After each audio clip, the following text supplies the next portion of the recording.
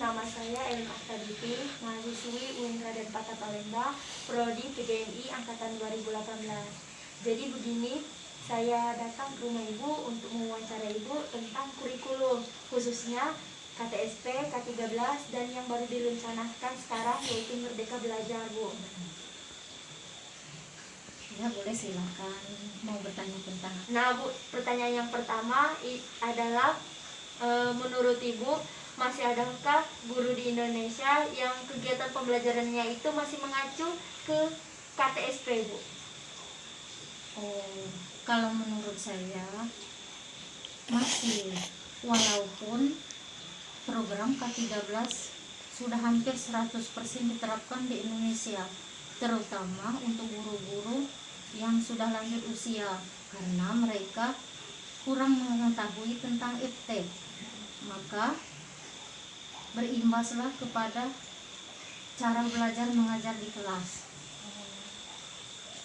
Pertanyaan yang kedua, kalau menurut Ibu, KTSP dulu bisa tidak diimplementasikan pada kurikulum saat ini, khususnya pada kurikulum Merdeka Belajar yang baru direncanakan? Menurut Ibu tidak bisa, karena struktur dan tujuan dari kurikulum yang berbeda antara KTSP dan Merdeka Belajar. Pertanyaan yang ketiga, menurut Ibu, permasalahan apa saja saat penerapan K13 yang sering sekali terjadi dan kekurangan serta kelebihannya, Bu, dari K13? Kalau permasalahan yang terjadi yaitu sarana prasarana kurang lengkap. Kalau kelebihannya, Bu? Oh, kalau kelebihannya, siswa dituntut aktif, kreatif, dan inovatif. Dan guru lebih simpel karena guru berperan sebagai fasilitator. Kalau kekurangannya, penambahan jam pelajaran. Itu saja, Bu. Ya. Yang keempat, Bu, pertanyaannya, kalau dalam penyelenggaraan kurikulum 2013 itu ada yang namanya penguatan pendidikan karakter. Nah, menurut Ibu, bagaimana cara memilih program yang tepat dan juga apakah ada kriteria khusus dari pusat, Bu?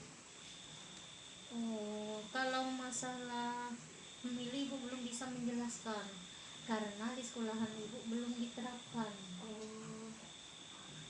Tetapi PPK ini sebisa mungkin diterapkan di kegiatan pembelajaran yang mengikuti pemerintah pusat dengan nilai 18 karakter itu. Begini, apakah ada pelatihan atau bimbingan khusus dari pemerintah pusat maupun pemerintah daerah tentang cara belajar maupun cara penilaian, khususnya di ranah afektif, psikomotorik, dan kognitif, yang dimana telah menggunakan rumus Excel? Belum ada bimbingan khusus untuk penilaian di K13. Tetapi untuk model pembelajaran sudah ada bimbingan dari Pemda. Menurut Ibu? Ya. Bu, menurut Ibu, bagaimana kesiapan Ibu untuk kurikulum Merdeka Belajar, khususnya itu pada RPP 1 lembarnya, Bu? Kalau persiapan Ibu sudah membaca konsep kurikulum Merdeka Belajar serta tujuan Merdeka Belajar. Kalau untuk RPP 1 lembar sudah Ibu coba-coba buat dan sudah Ibu pahami. Kan tadi Ibu sudah membaca konsep dan juga tujuan dari kurikulum Merdeka Belajar. Nah, bagaimana, Bu, persiapan Ibu untuk penerapan kurikulum Merdeka Belajar di dalam kelas, Bu?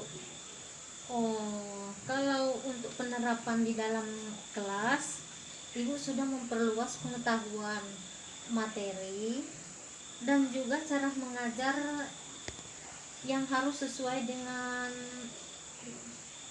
kurikulum Merdeka Belajar. Tadi kan Ibu sudah memahami konsep dan juga tujuan dari kurikulum Merdeka Belajar.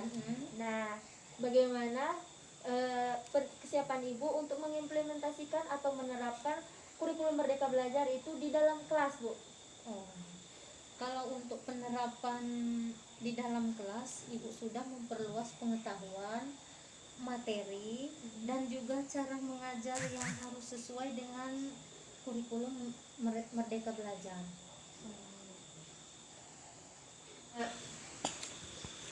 Gini Bu, kalau di konsep Merdeka Belajar kan itu USBN diganti dengan assessment atau yang diselenggarakan hanya ujian yang hanya diselenggarakan oleh sekolah. Itu ujian yang menilai kompetensi siswa yang dilakukan bentuk tertulis atau bentuk penilaian yang lainnya yang lebih komprehensif. Itu bisa portofolio dan penguasaan seperti tugas kelompok, karya tulis dan sebagainya. Menurut Ibu itu efektif atau tidak diterapkan, Bu? Oh, kalau menurut Ibu efektif diterapkan, yaitu USBN diganti dengan ujian yang diselenggarakan di sekolah, yang dimana sejalan dengan K13 yang harus menilai 3 ranah sekaligus. Oh, jadi efektif ya Bu? Iya. Oh, sip. Begini Bu, kan kita sekarang di wabah COVID-19 lah Bu. Pasti pembelajaran sudah diliburkan. Jadi Ibu bisa tidak menjelaskan bagaimana pelaksanaan proses pembelajaran sekarang di tengah wabah yang sedang merebak, dan apakah ada kendala Bu gitu? Oh, kalau untuk pembelajaran selama COVID-19, Ibu sudah membuat grup untuk wali murid, baik grup WhatsApp maupun grup Facebook untuk menyampaikan materi. Masalah kendalanya Ibu sangat merintih karena wali murid belum mempunyai handphone. Itu saja. Nah, pertanyaan yang paling akhir Bu, yaitu pertanyaan yang ke-10. Jadi menurut pengalaman Ibu nih dalam membuat atau menyusun RPP dari KTSP dan K13 dan sekarang yang sudah Ibu coba-coba tadi jelaskan, yaitu RPP 1 lembar. Nah, menurut Ibu mana yang lebih mudah dan lebih praktis? Oh, menurut Ibu yang lebih mudah dan praktis itu adalah penyusunan RPP 1 lembar itu. Oh, alasannya Bu? Kalau alasannya karena cuma memuat tujuan pembelajaran, asesmen dan penilaian. Jadi mudah ya menurut Ibu? Iya, sangat mudah sekali. Dibandingkan K13 Dibandingkan K13 dan juga KTSP Bu. Iya, Iya. benar sekali.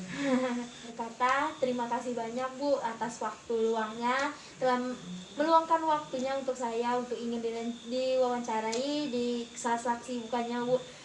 Semoga Ibu sehat selalu dan puasanya lancar terus Bu. Ya, sama-sama. Semoga Nailan berhasil di Amin, mata Bu. kuliah ini. Semoga mendapat prestasi yang lebih tinggi. Amin, amin Bu. Terima kasih ya Bu. Assalamualaikum Bu. Waalaikumsalam.